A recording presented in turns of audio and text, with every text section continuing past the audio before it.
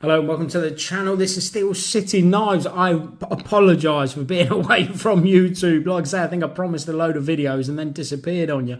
I've had a few issues. We lost a fantastic person in the community that hit me a bit hard, and I've had some issues with the house. We lost gas during that cold period, and I have no internet currently, so I'm a bit unsure how I'm going to upload this, but a very important video to do. And a video with a difference, really, because I'm going to be doing taking a look at a knife that you could essentially win. So this is my sales pitch here. Wish me luck. Slip Joint Sawyer and Thrifty Knifty are doing a brilliant thing for Randy. And if you don't know Randy, he's from Randy WSG. I'll put all links down below in the video, and I'll probably do a post. Fantastic channel over there. Go and subscribe. Unfortunately, he passed away over the Christmas period, which was a massive blow to a lot of us. A lot of us only knew him for a few years, but he had made a massive impact, and we spoke to him almost daily. So it really was a big shock to us, and it's amazing how quick and you grow close together when you speak daily and have sort of a common interest. So he was a fantastic guy. I'll speak a bit more about him at the end, but a brilliant cause. It's going towards Randy's family to pay for the funeral costs and any sort of medical care costs and things like that. So we've actually met his mum Joy on one of the videos. I always remember she won a knife herself, and Randy got her on a video. And I know he speaks very highly of his sister, and his sister used to contribute to the channel by sort of giving him money for knives or giving him knives and all sorts of stuff. So you know, and Randy was fantastic. So you know, the apple never falls far from the tree. So a brilliant cause, and something I've really wanted to be a part of, and sort of kicked me up the arse to make a video, really. So this is my offering. So let me see if I can sell this knife to you. This is the Böker Scout, a very iconic knife. Still, it goes for an extremely high amount of money here and in the States. In fact, a similar model to this is going for about $368 at the moment. Now, this is got a factory edge on it. It's pretty much brand new. It comes with a leather sheath, and as you can see from the belt buckle there, it's never been used. It's absolutely brilliant quality. It's going to be coming in a box. The box is a bit battered. It's got the model number there on there.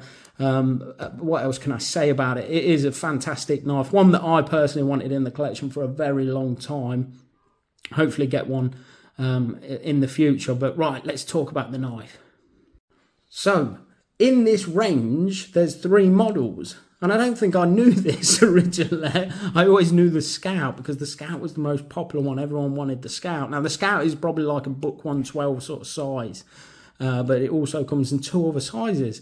So it comes in the Junior and the Cub. And I love a little lockback. And essentially, it's the same sort of frame. It's the same pattern. It's a folding hunter, essentially, with a backlock. But then, obviously, you've got the different sizes here. And I took these from Böker's website, so you can sort of see them all lined up together and then see them in person there. Now, they are phenomenal. What I'm going to be doing, I'm going to be referencing, I've just bought this Böker book, and it's absolutely brilliant. And it's by Neil Punchard, who I speak very fondly of on the channel, and Ricky Ray, 2 massive names in the cutlery industry. And they're phenomenal authors. And the book is absolutely amazing. You can buy it from Böker's website. Unfortunately, I think it's in German. But I actually picked this up in America, and it's still a relatively cheap book. And if you're a Böker collector, it's such a good book. It's very comprehensive. There's a lot of details. There's a massive table at the back, which when you have their model number, is quite easy to reference and see sort of the time periods that it was manufactured and things like that. There's a brilliant section just on etching alone and what time frames they used that. Obviously, there's a bit on the tang stamps. There's so much information there in history. It's brilliant. It's such a good read. Right, that's a bit of a plug for the book, because it's amazing. And I want to keep pushing for these cutlery books, because they're amazing and they really do help you as a collector. I might do a special on it. There's a brilliant channel called Hobie on YouTube. Needs no introduction. I'm sure you all know that channel. But he does a special just on that. That's when I first heard about it, which is a brilliant video to go and watch. But it's always good to reiterate certain subjects or go over stuff again, I always think, especially if you like that thing. And I'm a massive Böker fan. So, right, let's talk about the knife some more. So, what do we have? So, here's the dimensions, if you need it, from a seller.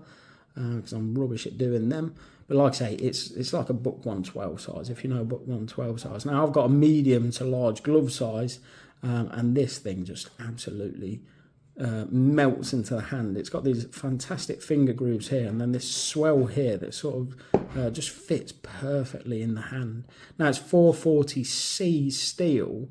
I believe they use a Bowler N690 steel now, but 440C, especially with the right heat treat and all the rest of it, is a fantastic. And you know, Böker's been doing it that long that any steel from Böker, you know, will be brilliant. Now I think it's, as you can see there, I think it's still got the factory edge, and this thing is razor sharp. It really is. Look at how nice that clip point looks. Absolutely beautiful clip point on that. Lovely stamp on there saying Böker Zollingen. And then on the back we have Germany 440C stainless. And what we have here for the covers is, I never know if I'm saying it right, I should have looked it up, Thursia wood. I probably really butchered that. But I think it's a burl. And I've spoken about burls before on the channel, and it's my favourite cover material. And it can be any species of tree. And essentially what it is, it's a defect on the tree. It can be a fungus or a physical defect, and the tree swells to try and protect itself.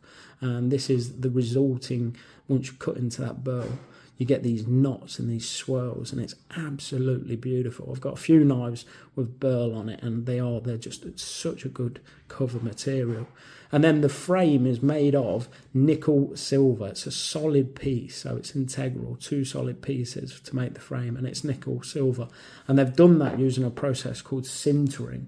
Now, the Folding Hunter has been around since 1985, and I think this is one of the originals. This might have been 3 years in, so this is a real good vintage Böker Scout with a bit of pedigree, really. Absolutely beautiful. After sort of having this in hand, like I said, I've never really been a big Folder Hunter guy, but I get what all the fuss is about now, and I think I need to start collecting them, definitely. But and I'd love one of these. Now it has got a lanyard hole, and one thing I like about lanyard holes like this is that you can get something decent through it, so a nice bit of leather or something like that. I hate lanyard holes where they're tiny and you can't really do anything with them, but this is a good substantial sort of lanyard hole. Right, I just want to say a few words for Randy. So I think a lot of people have said a lot of beautiful things about Randy. I've sort of walked away from YouTube and I didn't really watch a lot of them, but the last few days I've been starting to watch them and coming to terms with it and stuff like that. So unfortunately I missed a call. He called me a couple of days, I think, before he went into hospital, and I missed that call. Now, if any of you got into contact with me, you know I'm ignorant. I'm rubbish at getting back to people or keeping up with friends or friendships or sort of messaging people back and forth. I'm terrible. I'm so bad at getting back to people. Partly because of my job, partly because of just a busy work sort of lifestyle with, 3 young kids. I've got a baby at the moment and things like that. But Randy was one of those person that just would always keep messaging you. I was just, he made me feel part of the community. He really did. He was just, it was the nice balance of a really kind soul, but just a really funny guy as well. You know me, I can get a bit preachy and a bit, start talking very deeply and things like that. And he could really just soften me up and talk to and make me silly. He was just a brilliant guy, and he's really going to be missed. I think a lot of people have said how much he brought everybody together, and I think even in his passing, he's brought people together. I know on the Discord it's been very lively. I've not been on there really a lot since he's gone. It just feels a bit weird without him. I sort of went on there to check a few things, and on one of the pages I could see his comment was still up on the content creators page, and I don't know why. I haven't been back on. I will do. Because I miss everybody, and I like talking on there and showing my knives and things like that. But it's just strange without him. He was such a big presence on there, and I think we're all going to really miss him. He was just, and we probably all took him for granted a little bit and didn't realise of the massive impact that he actually had. It's one of those things you don't know until they've gone. But like I say, I missed that call. I'll be kicking myself for the rest of my days that I missed that call with him, but he's a fantastic guy. We've exchanged knives before, and that's what I mean. He even sent a knife out as like a travelling knife here in the UK. So he even brought us together in that sense. But just a fantastic guy and a fantastic cause. So even if you've got a couple of quid, go over there and check Slippy's crowdfund page out. And it's going to a really good cause. It's a way for us to say thank you to Randy and to say goodbye to him, and like I say, it will never be forgotten. People like that stay with you forever. So